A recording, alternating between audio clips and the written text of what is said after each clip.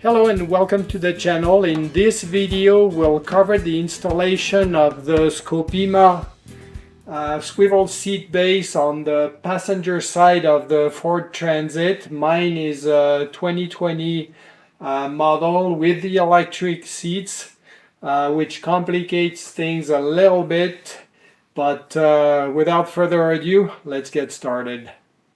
So when you open the box, what you find is the base itself, a box of screws in the middle with washers and nuts. And then in the box itself there is a scan me here for instructions, and that takes you to the Scopema website where you find the actual instructions. So for me it seems like the first option at the top is the one I'm looking for. The next thing is to undo the 4 bolts that hold the seat in place on the base. There's one in each corner. So before you undo the main connector, slide the seat all the way to the front so you can undo and remove the 2 bolts at the rear of the seat. And then slide the seat all the way back. And now you can access the 2 screws at the front. The first thing to do is to remove the main connector that you can see over there. It's held in place by a screw.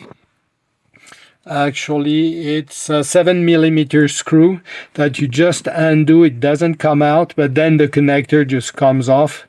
Leave the connector down in the seat base. There is only one connector on the passenger side. Once you have removed the 4 bolts, you should be able now to remove the seat and put it aside.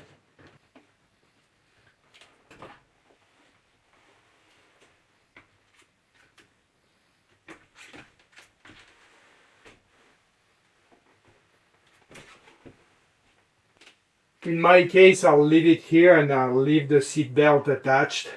Now we need to cut this hoop here somehow.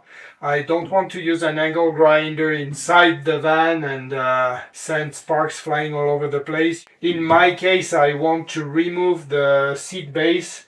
There's 4 screws, 4 bolts held in place with 15mm bolts here. So I'll undo all 4 bolts. You just have to detach the wires, the cables from the seat base, but that's easy to do with a trim removal tool.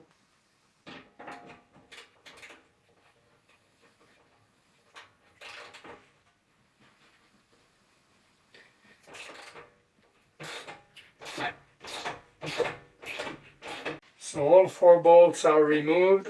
All the wires are disconnected. I do have the inverter here, but that's bolted to the floor. So the seat base should go over. And there we go. And now we can take that to the bench. I'm taking advantage of having the seat base out to give it a fresh coat of black paint, make it look new again.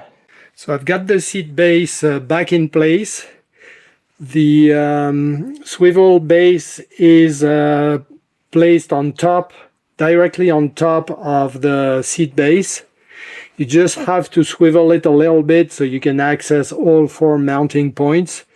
The bolts to secure the swivel base are these with the X head. Of course, use some thread locker on the thread before you tighten everything. Make sure it swivels freely, but there shouldn't be any problems. So the seat base is in place, the swivel base. It's been bolted to the factory seat base, and it works. The connector for the seat runs through the center hole. And that's basically it. So this was the easy part. Now, because I have the electric seats, this trim plate here has to be trimmed so it no longer goes below the seat rails, and there's metal hoops here that keep the thing solid on both sides. Different, but it's on both sides. So now I have to take the seat down so I can cut this hoop here and trim the plastic. So that's the not so fun part. So using the angle grinder, I cut this hoop here. I cut it just slightly higher, like 1/4 of an inch maybe, above the bottom of the seat rail, so it should not interfere at all. Now the next step is to cut the plastic, and then I'll have to do the other side of the seat. So after trimming both sides of the plastic, I reinstalled the seat on the swivel base, and it's working fine. There's no issues. It slides forward and backwards, and just spins around. The only thing you have to unlock, start swiveling, and then move it forward so it can clear the pillar here. Not too far, because otherwise it will hit the front here, but there you go, all the way around.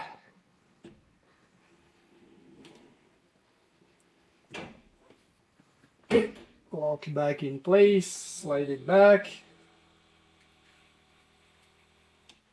and that's it. The difficulty with the electric seats is that there is a wire harness that connects at the front of the seat, which we disconnected at the very beginning. Of course, we have to connect it back. It has to be routed through the center hole of the Scopema swivel base.